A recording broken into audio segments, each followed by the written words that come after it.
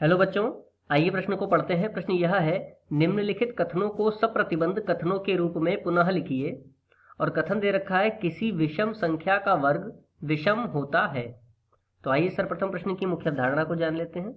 मुख्य अवधारणा देखिए, सर्वप्रथम हम दिए गए कथन में यह देखेंगे कि यह किस प्रकार का कथन है।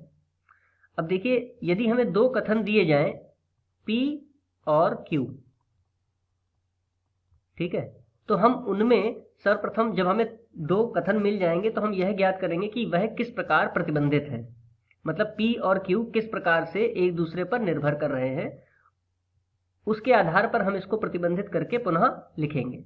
तो आइए इस मुख्य अवधारणा के आधार पर प्रश्न को हल करते हैं। प्रश्न में दे रखा है, किसी विषम संख्या का वर्ग विषम होता है। तो देखिए, यहां पर हमें देखने से ही पता चल रहा है कि वर्ग विषम तब होगा जब संख्या भी पहले विषम रही होगी। ठीक है, तो यहां पर यदि हम इसको अलग अलग करें तो क्या हो जाएगा कि किसी विषम संख्या, जब विषम संख्या होगी तभी तो उसका वर्ग विषम संख्या होगा। तो इस प्रकार यदि हम इसको प्रतिबंधित करके लिखें तो हम लिख सकते हैं कि यदि P यानी कि यदि विषम संख्या होगी तभी उसका वर्ग भी विषम संख्या होगा।